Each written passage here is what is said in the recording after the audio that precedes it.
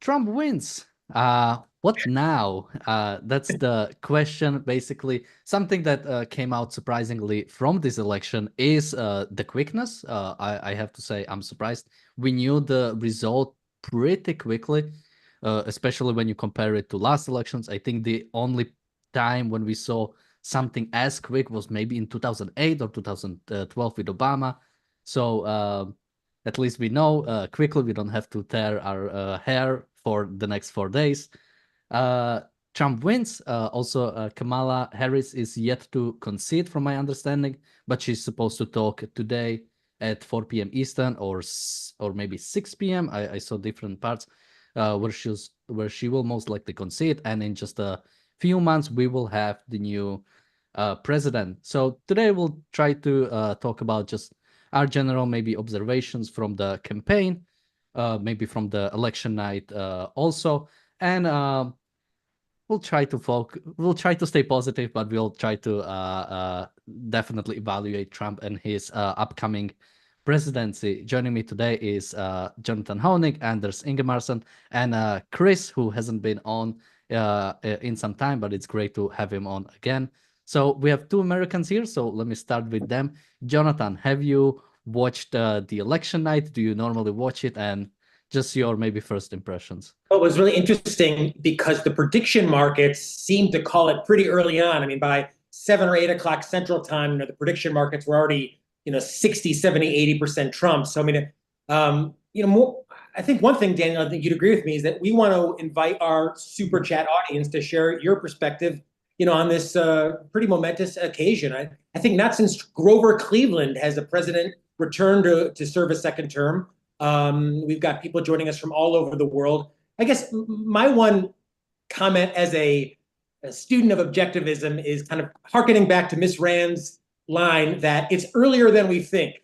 I remember Dr. Peikoff has told this story where he read the manuscript for Atlas Shrugged, and his sense was, well, that's it. The battle for the world is over.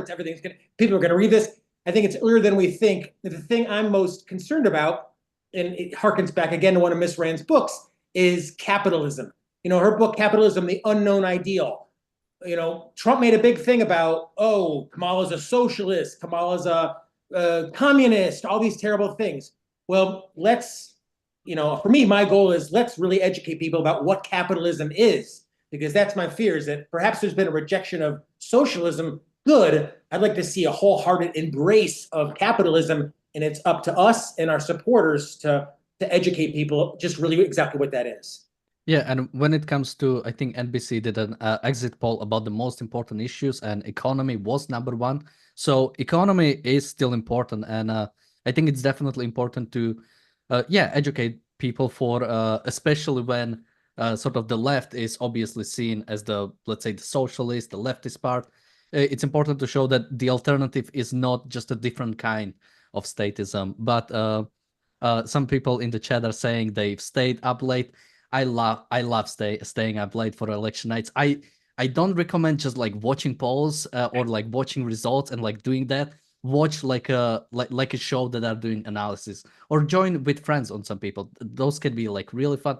It's really fun to watch, and especially when you actually get the results. I really hated the last election we had in Slovakia because I stayed up pretty late and like the system failed. And I went to bed, and like 15 minutes after I went to bed, it jumped back and we had results. So I was really pissed off the day after. But Anders, did you watch the election night, and what are your just first impressions? No, I didn't. But I think the sports analogy for the election night is kind of apt. It's like watching a protracted baseball game or football game or something like that. And I didn't watch because I really didn't see any good outcome of this election, regardless of who won. And so I'm rooting for divided government, for gridlock. It doesn't look like that will happen. We don't know where the House will land yet, but the Republicans seems to have an advantage. And quite frankly, historically, Republicans don't have a good record of being in charge of both Congress and the presidency. They have actually made a mess of it most of the time, and I don't foresee that they would act any differently this time. I think a Democratic House could potentially put somewhat of a check on it, but I also fear that with the statist direction that the Republican Party has taken, statist populist over the last couple of years, or last decade, I should say, there is a good chance that even with the divided Congress, that they will reach across the aisle, which is a term that I dread. They will reach across the aisle and come up with some really bad decisions for the country. Yeah, when it comes, I think so far, the last time I checked, it looks like a complete Republican sweep. Basically, they will get everything, which is definitely something I'm worried about, specifically when it comes to tariffs, because from my understanding, when those are passed, those are not going ever away. Like America still has tariffs from like the 50s, because once they are in, it's really hard to get rid of them, and especially if Republicans are completely aligned on that, that's going to be difficult when it comes to the legislation part. But Chris, you are from South Africa, I believe. You are still there, so you are in a bit. I think you are in the similar time zone I am. Meaning, if you watch the election, you probably stayed up past midnight. But did you watch the election, and just your general thoughts? I did try to stay awake and follow as much as I could, and eventually I think sleep caught up with me and sort of woke up. And the first sort of headlines I read was that the Harris campaign wasn't talking to any media, and to me that was really the first sign, that it was strongly trending in Trump's direction. You talked about the economy being one of the big issues, and in the context of lower inflation than the US has had in a while, higher economic growth. Because the kind of economic growth that you need and the kind of prosperity you need is downstream from the right ideas and the right policies. If you get growth as a consequence of subsidies, of protectionism, of bringing back manufacturing where it benefits vested interests, and when lots of citizens feel maybe it's not the sort of value-focused economic growth for businesses really competing, it's just a case of vested interests, then it does build that sense of, the elites versus the quote-unquote common man. I think that's an element that Trump, despite the rhetoric against various groups, managed to build quite a broad coalition. If you look at how Latino Americans, some of the numbers coming out from exit polls voted, African Americans, but also, of course, white voters in the US, how Trump managed to build this, and how Harris really struggled to outperform even Biden in 2020. I don't think there was one county where she beat him by more than 3%. I mean, you talk about providing some sort of value offering to voters, that's on her own merits. That's not, a comment on Trump necessarily. That's on her own terms. So yeah, I did try and follow as much as possible. I think there's lots to try and unpack and try and figure out. From the South African point of view, next year, South Africa has the presidency of the G20, of which the US is also, of course, a part. And then the US is in 2026. So from a South African perspective, I'm hoping there could be some overlap in terms of shared plans, investment, trade flows. You've got the Africa Growth and Opportunity Act, a very big tie between South Africa and the US. It just now depends how South Africa plays its cards, because it hasn't done that particularly well in the last sort of 10 to 15 years. Yeah, something. I want to just jump in, Daniel. I want to thank, we're getting super chats from all over the world. We've got viewers from all over the world. Robert Nasir says, oh, well, look on the bright side. PC says that Trump is better for Israel. I know we're going to talk a bit about that. We're getting Bonnie, 10 Briss, a lot of our regular monthly contributors. Alex says, I think this might be a referendum on progressives, and that this could lead to a global defeat of their unpopular, toxic, authoritarian, irrational ideas. I mean, certainly that probably, justifies some of that. Even Ayn Rand Center UK subscribers heard a bit about Dr. Peikoff's perspective on the election. I think some of that was alluded to. If I can just jump in, one thing that worries me a little bit are ideas. I mean, Anders, you alluded to, tariffs, and Danny, you said it as well. I mean, think about in the stagnation of the 70s, you had the influences of Milton Friedman and Ayn Rand in the culture. to deregulate certainly vast parts of the American economy. I mean, Ayn Rand was a big name even in the early 80s in terms of culture, even on college campuses. That, I guess, is what worries me now. I mean, Daniel, who's going to object to tariffs? It's certainly not going to be the Republicans. Is it going to be the Democrats? And, you know, what my goal is to get us to have a seat at the table as free marketeers. We cannot be kind of kicked outside, banging on the window, hopefully to get a seat at the table. You know, a free market capitalism has basically had us seat at the table for 15 or 20 years. And that's what I'm really concerned about is it simply not on the American docket anymore? Yeah, just quickly, we also have a super chat from PC who says, I dreamed Trump won, then next night he did win. Actually, I had the same dream. I also dreamed that Trump won, so maybe we manifested it, as some people would say. But yeah, something, just quickly, something I want to say that was on the comment Alex said about the progressives. I think it really, this was, like, it has to be said, this was a hard defeat. Like, Trump didn't won by, like, oh, he won a few swing states and he won the electoral college. No, he won the popular vote.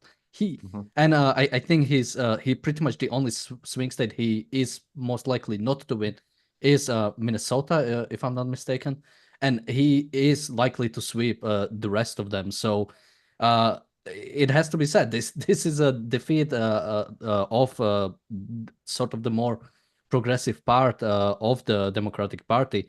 So we'll see what will they come up with next when it comes to their sort of standing up against the tariffs. I mean, there's going to be just a general opposition that basically the party that is in opposition, that is not governing, is just going to oppose almost everything just on principle of being just wanting to oppose. But we've seen a similar thing when Trump's tariffs were originally passed, and similarly when Obama's Affordable Care Act was passed. Those were just taken by the next, it was, you know, Republicans just took Affordable Care Act. Now Trump has no problem with it, maybe with some parts, but as a whole thing, he doesn't have a problem with it. Similar to Trump's tariffs, when they were when Trump imposed them during his presidency, the Biden just extended them. So there is definitely going to be this growth to the government, which again is going to be problematic. Chris, you seem like you have something to say. Just on the economics point and the tariffs, I mean, the first name that jumps to mind for me is Liz Truss. So if you're going to cut taxes but not cut spending, and increase spending in some ways through things like tariffs and subsidies, you're going to push the deficit out even wider. And what does that mean to the US's fiscal sort of responsibility, fiscal credibility, in terms of weakening the dollar? So for the average American, if you're more reliant on imports, increases the cost of living. So just on the, I guess, economics 101, there's quite a few hoops or things for the new Trump administration to try and navigate. A lot of the maybe rhetoric has been, or some of the analysis has been, that he won't follow through, or his administration won't follow through on all the more radical rhetoric. That was the case in his first administration. But I think there's a bit more of a focused, dedicated team around and behind him. So I think the economic fallout is something to really keep an eye on. Anders? Yeah, I think one of your super chatters hypothesized that this was a defeat for progressivism. I kind of disagree with that. I think there are parts of progressivism that certainly were refuted, but when you talk about it in economic terms, you know, the belief is back in the Republican Party in big government, in the fact that that the experts will solve our problems.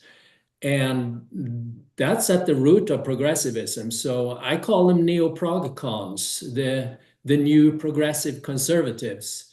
And so that's part of why, you know, they're going forward. It's really hard to see a big difference between a GOP-led government and what would have happened with the Dems. Yeah, there are certain areas when it comes to DEI and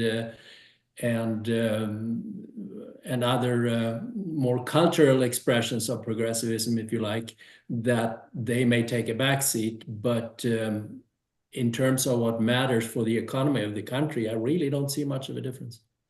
We have a lot of super chatters and a lot of good points that I wanted to make, so now they took it away from me. We have a super chat from Jeff saying, sorry, my voice is a bit.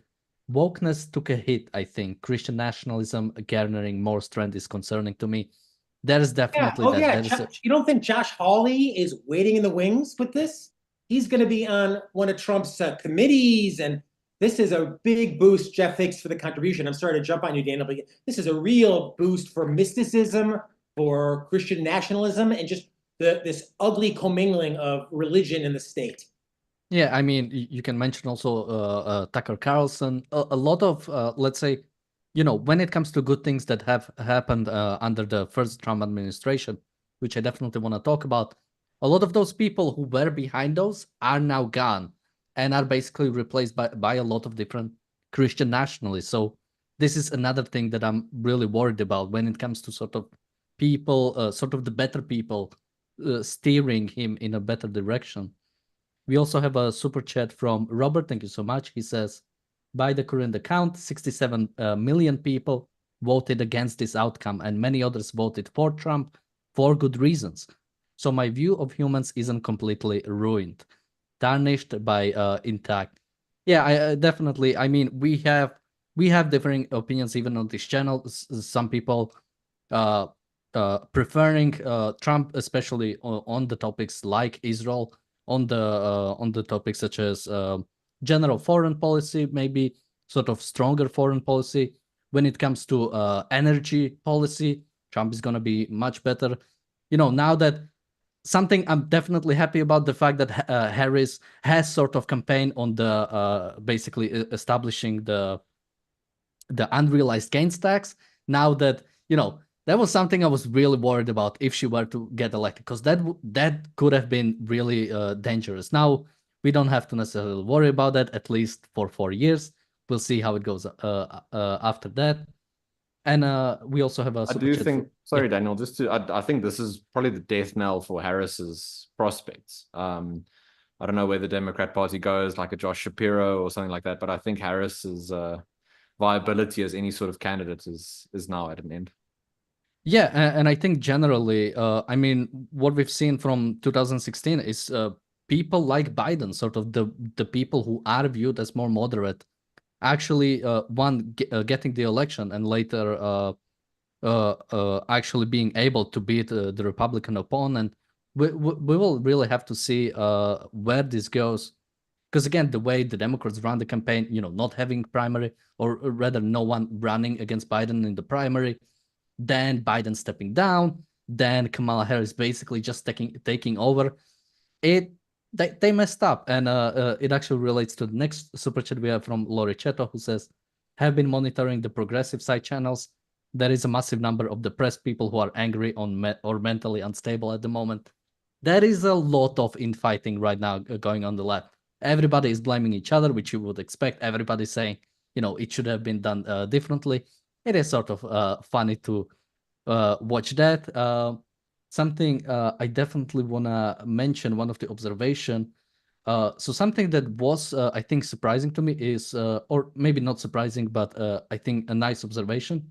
It looks like abortion didn't decide the election. Basically, when it comes to the most important issues, it was about 14% of people said that abortion was the most important issue. The first one was democracy, 35%, which I think heavily relates to January 6th. And the second one was the economy, 31%, which definitely relates to the post-COVID crash under Biden. And abortion being that long, I'm wondering what you guys think. Just quickly, something I want to mention before I give you guys' word. Basically, this wasn't, of course, just a presidential election. There were a lot of down ballot options. And something that I think has been pretty great, it looks like, I think 7 states voted to protect abortion rights in the actual, let's say, the states where it wasn't that enshrined. So that's definitely a good way forward. but it wasn't, the access wasn't expanded in Florida and South Dakota, which I believe in Florida especially, I think it's only 6 months, and after that it's banned. So it is really draconic there, and it's really unfortunate that we didn't get it anywhere, but get it there. But yeah. Can I make a quick comment on the economy, which you said was among the top issues for voters? Rand has that comment about how ideas are what move the world, people's basic fundamental ideas. And what concerns me is, some of the ideas now that the free market has failed, and what seems to be a yearning among Republicans for a leader. People want to be led now for some reason. They want someone to make decisions for the public good. Now, it's not Obama's public good. Now it's going to be a American nationalist good. It's going to be America. So it's going to be just a different type of collectivism. And, the old, we are our brother's keepers. So, I know I sound like some of a broken record, but Rand has a great essay. It's from the Ayn Rand column. And she writes that a mixed economy is a society in the process of committing suicide. If a nation cannot survive half slave, half free, consider the condition of a nation in which every social group becomes both the slave and the enslaver of every other group.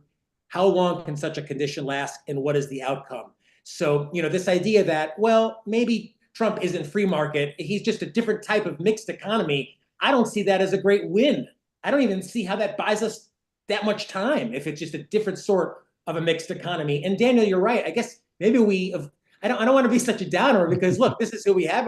But I'm saying I think our job here is education. I mean, Daniel, we avoided a tax on unrealized gain, but we got a tax on every effing thing that we buy now.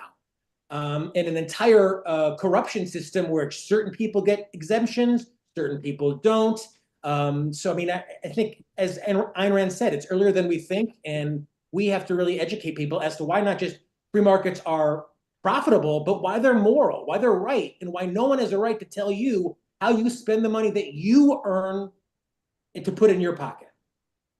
We have a super chat from Darius Explains, thank you so much, who says, if you want objectivism to spread, you need culture, music, movies, anime, video games. You need to appeal through emotion and go where the young are. And I think that's definitely true. If you listen to podcasts too, that's what we do. We've got of course, but podcasts in history. Yeah, I mean, we've had many people discovering our channel and saying, I discovered you guys, and I went to read Ayn Rand. So definitely, it's important to focus on that. It's, it's still too small to affect elections on scale. So we might have to wait there, but definitely the cultural impact is something we can have. Anders, would you like anything to say, or I can go into some more points I have? Yeah, I'm just echoing what Jonathan just said, that, I mean, this goes back to the ideas, to the education. And it's a slippery slope, and we seem to be sliding down it a little bit quicker. I mean, I definitely believe there is still time to turn this around, but I think things will get worse before they get better. Chris? Just to add a point around sort of the democratic process, and here I mean not in the capital D sense, but just sort of electing one's leaders and representatives. Of course, South Africa also had elections this year where the ruling party for the first time in 30 years got under 50%. So within those 5-year election cycles that we have, it was difficult to see them ever shifting in that regard. So I'm not saying, that there's this massive century-long shift happening in the US, but sometimes in the moment it becomes some of the noise can become overwhelming. So it's important to identify where can you use certain levers to change the culture, change the education, that sort of thing. And also just in the immediate Southern African region, some of our neighbors have also had elections in the last 2 weeks in Botswana and in Mozambique. So in Botswana, the election handover, that was peaceful. The ruling party for the first time since 1958 didn't win a majority, and that leader decided to step to the side. So there it functioned quite well. In Mozambique, you've had serious crackdowns on protests. You've had the government switching off internet access and the Wi-Fi. So I'm not saying it to to paper over the many risks that a Trump 2.0 administration poses to business and to people in the US, but also keep in mind just how strong of those institutions can continue to be if you build on them and support them where that's warranted, not just for the sake of it, but where to build on those where possible. The US, from the outside point of view, it does boast a lot in terms of just pure innovation, application of ideas and values, and use that going forward. Jonathan? Say, are we going to talk at all about Trump and Israel? Because for a lot of people, it was a number one factor. I don't want to. Yeah, I actually wanted to start talk about, let's say, the more positive aspects. Something I wanted to say on the crisis points, especially when it comes to my country of Slovakia, which has super weak institutions. I could tell you how it looks when like someone really bad takes over and how quickly the society degrades. I think America still has strong institutions, and hopefully they won't be destroyed in 4 years, which I think would be hyperbolic. So hopefully the worst kind of stuff, as in every election, will be avoided. But let's let's try to be a bit more happier. Let's look at the positives. So as Jonathan mentioned, Israel is going to be big. So this is going to be still a weird situation, but basically something that Iran has done, I think it has mentioned, I think maybe a week ago, it basically has said that it will attack Israel again, but it will wait until after the election to not influence basically more people in voting for Trump. So that didn't necessarily work. Trump still got elected, and at least from Trump's promises, and I think even based on his past actions, he will definitely be much stronger on when it comes to actually not even defending Israel, allowing Israel to actually defend itself. He moved the embassy to Jerusalem, actually recognizing the capital of Israel. He has definitely said that Israel should finish Gaza. He made strong statements about that. I'm not sure if he specifically said he would attack Iran or he would do anything directly against Iran. I'd be surprised if something like that happens, unless we see something like a major shift from Iran. But he definitely said Israel should attack the Iranian oil fields and nuclear sites, which should be an absolute no-brainer. And the fact that Biden basically said Israel cannot do that is pretty much insane. So in this aspect, we should see many positives. As I've said, these next few months are going to be weird because Trump is not yet president. We still have Biden, the sitting president. But he already knows Trump is coming. And oftentimes what you see in the last few months is the sort of sitting president, when he has to give the seat to the other party, sort of making it a bit more difficult. So we'll see what the relationship will be now between Israel and America until basically Trump gets elected. But Anders, what do you think? What do you think we'll see on this specifically on Israel? Well, I think the bottom line is that we simply don't know, because this is Donald Trump and principles are not his strong side. Optimist me, share what you just said. I would love for him to join forces with Israel or for the US and take out the Iranian threat once and for all. All the military facilities and their economic infrastructure.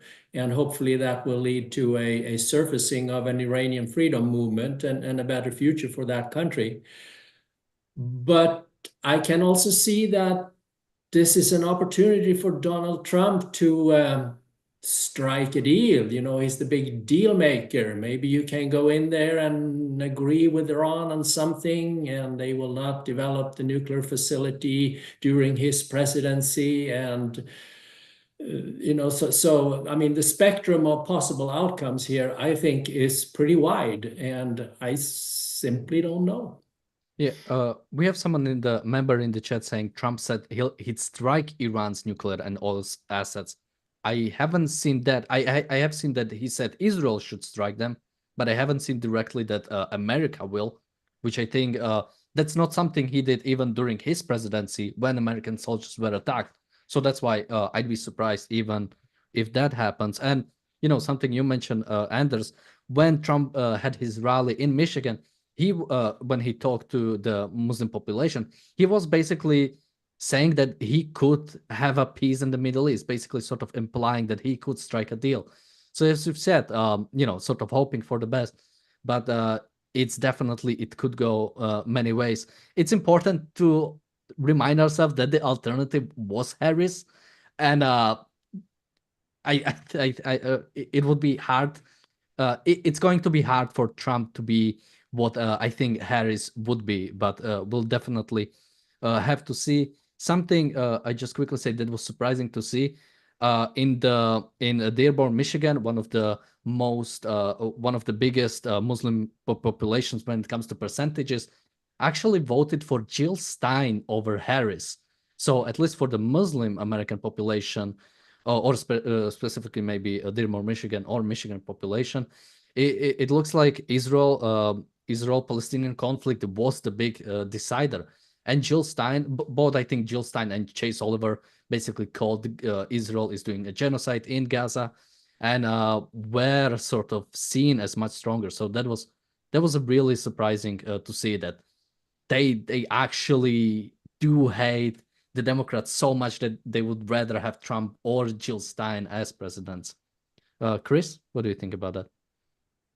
Just on maybe Muslim American voters in the US, in the Middle East, in many countries, there's almost a derision or a look down on Palestinians. So there could also be an element of support in the background for support for what Israel is conducting against Hamas and the work that Israel is trying to eliminate Hamas. So there could be maybe tactical voting in that regard, that you think Trump gives the necessary support to Israel for Israel to really, finish eliminating Hamas properly. Whether that is the case or not, in terms of voters who have moved to the US recently and so remains the case, could also be a question. So I think that's an interesting angle maybe to keep in mind as well.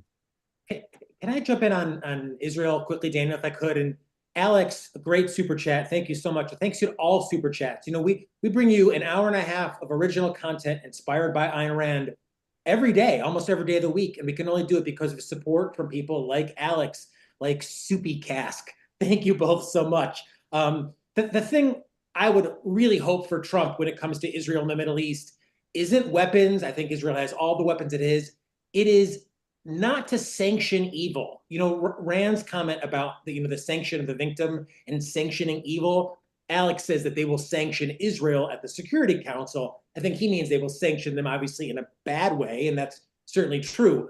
But to sanction Iran in any way, I think, is a huge step backwards for Israel and for the U.S. And look, Trump sanctions Kim Jong-un, he sanctions Orban, Xi, and Putin. He has great relationships with all these guys. So I think, Anders, to your point, or Chris, to you as well, I don't want to see a situation where Trump says, hey, let's get the mullahs and the Americans and the Israelis, and let's work out a deal here, because that only emboldens the enemy. And he's certainly done that with some of the most ugly and despicable authoritarians worldwide.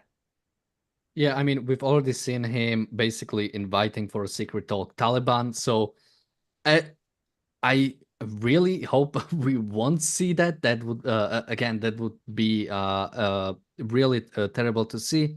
Although important to mention is that when it comes to the most important issue, foreign policy is at 4%. So most Americans, or at least for most Americans, it is simply not the most important issue. And the only way to do it is if something really bad happens. So we'll see where we'll go in that regard. Just if I could quickly, mention, yeah, Daniel, just on foreign policy, I think a big thing for Trump under his administration would not to want any terror attack to happen against the US, whether that be in the US or against US troops elsewhere. And if you look at the work being done by Islamic State in sub-Saharan Africa and by the Wagner Group, renamed the Africa Corps now, of course, very closely funded by the Putin regime, there's an opportunity there for Trump in terms of foreign policy and a more robust engagement, maybe especially in the Middle East and in Africa, in terms of countering Islamic State, where so many African countries, especially in West Africa, countries like Niger, Mali, have experienced quite a few coups in the last year, and there has been space for entities like Wagner coming in. Is there an opportunity for the US to re-engage on the right terms, to push the right sort of messaging, values, the right sort of win-win relationships between the US government and other governments? Maybe there's an opportunity there if, again, it's applied for the right reasons, maybe. Yeah, I mean, we've seen when it comes to maybe specifically Syria, we've seen Trump being really strong against ISIS. He pretty much has destroyed them, from my understanding, or really crushed them. So he has been strong in this aspect. Let's hope that he'll continue being strong. We have Stupicask is not as optimistic, Daniel. He says that this was America's Rubicon moment. No going back now. It's a slow, painful decline from here. Is that, I mean, we don't have any major Trump lovers on this panel, but is anyone else as despondent about that? I mean, look, I edited a book that was started by Miss Rand, a new textbook of Americanism, which talks all about American individualism, American sense of life. And I don't think this country is dead at all. I don't think it's over. I don't think it's a slow, painful decline. I think there's still time to fight, to get the ideas out, to change the world. Look at someone like what Malay can do. If just there can be a spark that can get some fire. So even with Trump, and I would have said this with Harris too, I think there's always an opportunity to introduce people to Miss Rand's ideas. You know, the old adage about I read Ayn Rand and it changed my life. I mean, that's true for Republicans, Democrats, independents. I mean, these ideas can really change the world and change individual people if they can discover them. And that's our goal. Yeah. First of all, Supercast is a she. So when it comes to something that I think is really disappointing when it comes to this victory is the fact that, like, honestly, Donald Trump is someone who tried to overturn an election in 2020. That is just a fact. And the reality that someone like that can run again and win not only the electoral vote but also the popular vote it is really dangerous. It is really disappointing to see, and I think it is a special moment in some aspect. But America had a lot of special moments like that, really bad moments. I mean, I think similarly when, while not on the same scale, when FDR decided to run for the third term, I think it's definitely not on the same scale, because technically there was nothing bad about running for a third term. It was just, something that was generally agreed upon. So hope. I think general, when it comes to the sense of life of Americans, I think it is a unique nation with unique people that I think still generally I don't think are ready to actually fully accept like an actual some kind of authoritarian state. So maybe a start of a slow decline, but maybe the slow decline started a long time ago, and we are just this is just another chapter of that. Chris, what do you think? Harry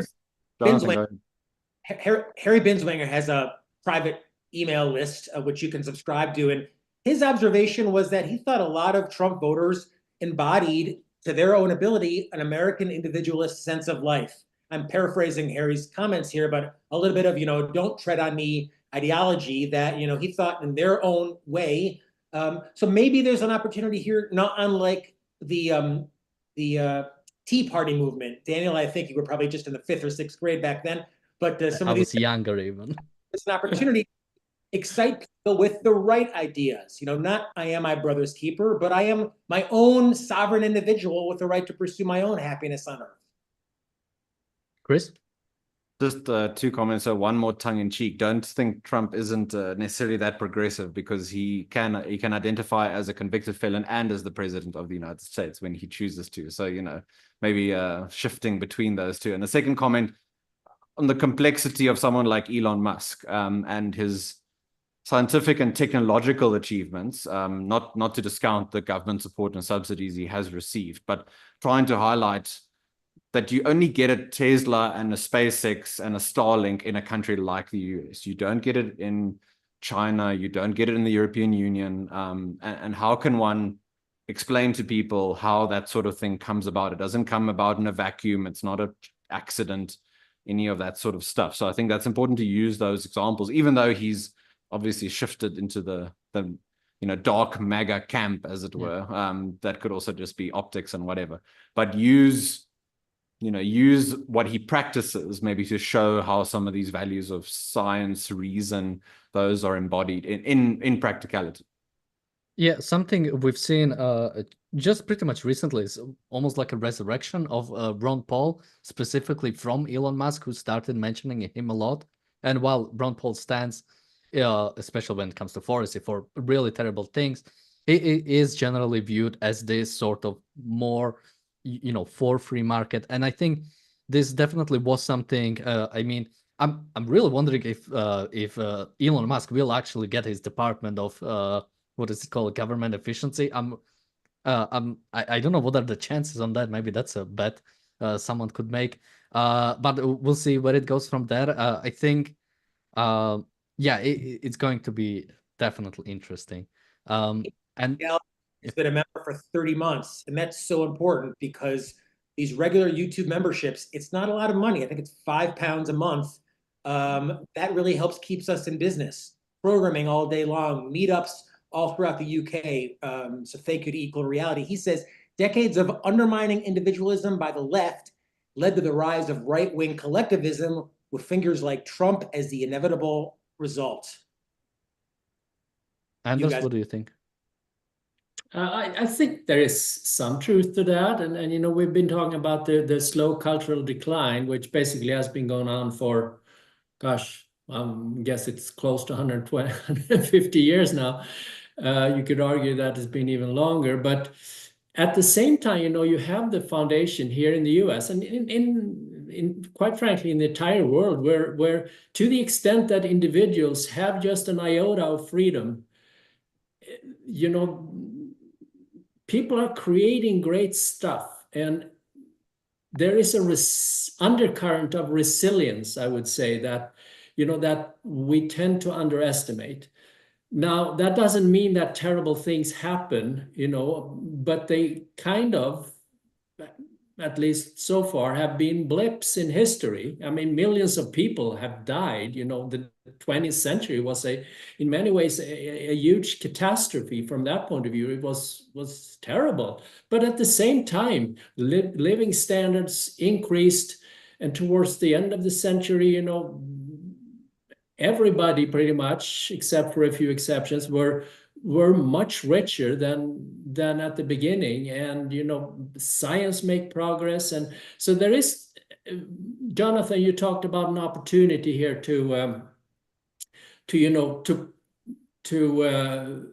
spread the right ideas, which we're doing.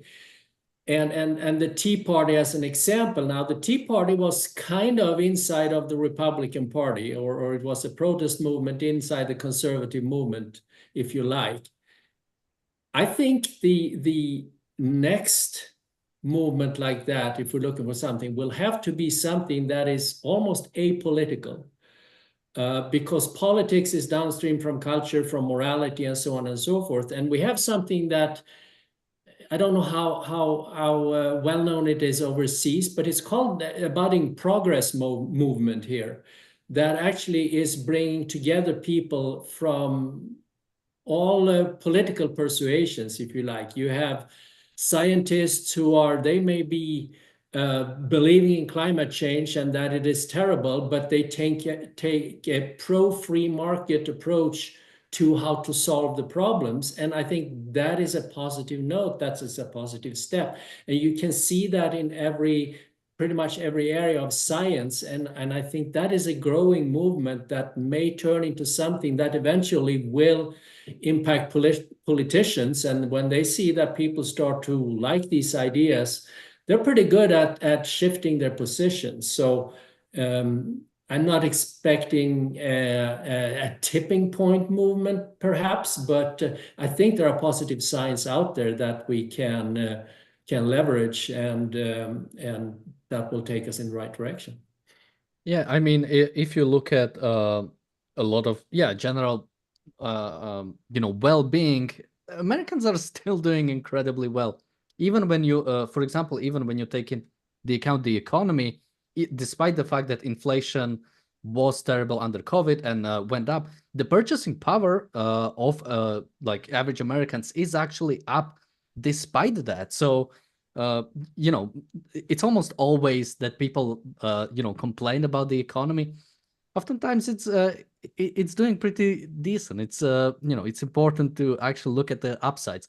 One upside I've seen is definitely in my stocks, which as soon as Trump was confirmed, jumped by about 2.5 points, which was pretty crazy to see. Although from my understanding, these sort of like jumps when a new president is elected are quickly corrected for. So it's usually just a temporary thing, but it's always nice to see. Can we ask quickly about Elon Musk and his? I mean, he was so heavily involved in this the election. I think he was giving away $1 million a day to people, basically to encourage them to vote, ostensibly to vote for Trump. But Daniel, I mean, as you alluded to, he's kind of positioned himself as he's going to be the head of efficiency, I suppose. And I mean, look, I'm not a naysayer. I'm really hoping for the best, but I could see this probably going one of two ways. One of which is like a Martin Anderson way. And if you don't know that name, Martin Anderson was a student of Ayn Rand's. He was I guess a student of hers is probably the best way to put it. He went and served in the Nixon administration, and influenced by Ayn Rand's work, ultimately led to the abolishment of the draft. And when you think about that, Ayn Rand's ideas helped abolish the draft in the United States. So if Elon really is a Martin Anderson type, where he's going to deregulate, I'm all for it. If he's more of a kind of an oligarch, where he's got the regulation that he knows we need, or he knows what percentage, if this is just another way to smuggle in a managed economy, then under the guise of capitalism, then we're if I may just butt in there briefly, Daniel, I personally think that Elon Musk's makes a lot more contributions as part of the progress movement that I mentioned, and his remarkable achievements, with his different companies and so on and so forth. I'm afraid that him getting into government will just grind him down and make him spreading himself too thinly. I think we would all benefit more from him staying in the private sector as much as possible. Yeah, I mean, definitely someone like Alan Greenspan comes to mind when it comes to sort of the bad outcome when it comes to sort of like a student of Ayn Rand actually going into politics.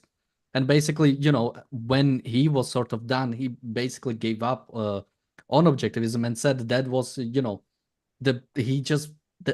trying to apply it was the wrong thing to do. And if you look up, I think it was a hearing of him.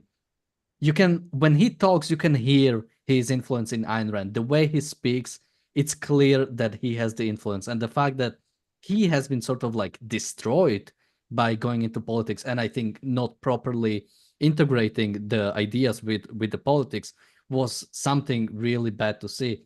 And the fact that you have the president of the United States having this like really direct relationship with the wealthiest man, one of the most probably productive people in America, is scary. It's definitely something. Daniel, and there's a famous photo of Ayn Rand, Gerald Ford, Frank O'Connor, her husband, and Greenspan, I believe in the Oval Office when Greenspan was first, came to Washington. And then, 25 years later, Greenspan shrugged, which is, as you said, his, I don't know, supposed admitting that self-interest and capitalism just doesn't work, or something to that effect. But it was not a positive outcome. We also have a super chat from Wes. Thank you so much. We have a super chat from Ginger. Thank you so much. He says, sensible people discussing sensibly give me a great boost when I start to feel hopeless. This is a good discussion. Thank you. Yeah, definitely. It's important to be, stay positive. You have to realize the biggest impact in your life is going to be made by your own decisions, and that's always it's always important to remember that. As well as we can always fight. Now it's fight is a bit easier now because we don't like Trump, so it's and it's much easier to make really the philosophical case, because oftentimes objectivists are viewed as, basically we are part of the right, we are part of the Republican movement, we are part of the right. So now, well, Jonathan will probably stop getting invited to Fox News, unfortunately, or Fox Business, unfortunately, since a Republican is in office. At least that's a joke I've heard you make one time, I think. But we also have a super chat from Supikask. She says, don't forget the right has long opposed individual rights in the areas of abortion, sexuality, and drugs. So that's definitely right, especially when it comes to abortion. Trump did promise that if a national abortion ban or something like that would come to his table, he would veto it, he would not approve it. But we will most likely have a Republican, both Congress, House and Senate. So something like that might come to his table, and I really hope he will basically stand by his promise, or by his own convictions. I don't think I mean, he's like a New Yorker. He used to be a Democrat. I mean, yeah. Well, if he want to stay married to Melania, he better veto it. Yeah. I think would be great for Trump, but great for even any of our viewers. Place to start is Rand's essay, The Nature of Government. There's this sense now that government can be anything you can get the votes for. Government can do anything. It can develop new technologies. It can stop a woman from having abortion. It can do anything. Rand is very explicit. This essay is not very long. It's very readable, but overlooked by so many people interested in Ayn Rand. Nature of government and man's rights. Start there with just learning some of the basics about why we have a government. What is the purpose of government? We've highlighted a lot of the libertarians. You don't want any government. That's certainly not Ms. Rand's perspective. So here we are with Trump. We're going to have 4 years of this. What kind of government should we have? Ms. Rand understood, and I think that's a great place for people to start. Yeah, and maybe in the last 5 minutes, maybe I go to you guys. What are your predictions for the next 4 years? Something that specifically matters to me is the case of Ukraine. That's something I am super worried about when it comes to Donald Trump. I only live a few kilometers away from the Slovak border with Ukraine. I really would rather not live next to like Russian proxy. I'm really I'm not filled with any hope when it comes to Ukraine, especially when it comes to Ukraine potentially joining EU or NATO. This is going to be real problematic, and I think this is one of the biggest issue when it comes to sort of like me personally, since I'm not American. But Jonathan, you are American. What are your predictions for next 4 years? Well, this is not an investment recommendation at all, but securities and investments are my business. And the 10-year yield, that is the yield on the 10-year government note, is 4.42%. And this is not a recommendation, but my fearless prediction would be 4 years from now, that could be substantially higher from where it is. The 70s, for the late 70s, people were hollowed out by that inflation. It was only solved by cessation of government spending and the deregulation we talked about. So unless we start to see that as part of a real effort here, my fearless prediction is that interest rates go up quite a bit, but do your own due diligence, and that is certainly not investment advice. Anders, what about you? Well, in a sense, I hope that reality will bite, that the deficit that this country is running and the debt that we have, along with the unfunded liabilities in Medicare and Social Security that nobody wants to talk about. It amounts to a total right now, I think, of about 170 trillion. Sooner or later, we'll have to address that. And I hope that will at least become a topic of discussion in the next 4 years. Chris, what about you? Yeah, I guess for markets and investors, geopolitics has really become the quintessential man-made uncertainty. So prepare oneself accordingly with the necessary data, the tools of reason to try and navigate all this. If I can mention a longer-term prediction, based on 2023 population estimates in the US, by 2030, Texas will gain an additional 4 electoral college votes. California will lose 4. Florida will get another 3. So if you talk about states where to target, talking about how some of those states implement pro-business, maybe policies, ideas, why those are good from a values point of view, there could be a bit of a 10 to 15 year longer term game from an objectivist point of view for us to try and highlight consistently. Okay, so I think we've covered this pretty well. In the upcoming days, we might talk about the election a bit more, maybe more on specific issues, but we'll see what happens. As I've said, I believe Kamala Harris has yet to concede, but she's supposed to do it later today, maybe in the next few minutes even. I don't think anything. Something I haven't mentioned is the fraud, but actually since Trump won, there was no fraud, so we don't have to actually talk about that. Okay, I'll just quick point on that. It was really funny to see the fraud allegations really went down once Trump started gaining ahead. But maybe that's for another time. Just before we part our ways, Jonathan, where can people find you? Well, the book is a new textbook of Americanism. You know, Ayn Rand is so radical, even more radical now. Her ideas are so outside the mainstream that if you're interested in her ideas, take this opportunity to learn a bit about them with this very easily accessible book. I think it's perfectly great. It's great, especially for young people, college students, people kind of new to politics and philosophy. It's at Amazon, a new textbook of Americanism. Chris, where can people find you or follow you? Yeah, thanks very much for having me on. Great to chat with you all and discuss all of these important matters. Yeah, both on X and on LinkedIn. If you're interested maybe in sub-Saharan African politics, economics, we also touch on geopolitics where necessary. You can follow me on X and on LinkedIn, and also at cra-sa.com. And Anders, where can people find you? You find me on Substack, Anders Ingemarsson, one word, .substack.com. And to complement your reading of Textbook of Americanism, pick up a copy of Think Right or Wrong, Not Left or Right. It is presenting the same good ideas in a slightly different language, and that's what we need moving forward. And you can find me on my YouTube channel, Damn Dan. All the links to everybody are going to be in the descriptions. Make sure, as someone said in the chat, make sure to like the show, share, and subscribe.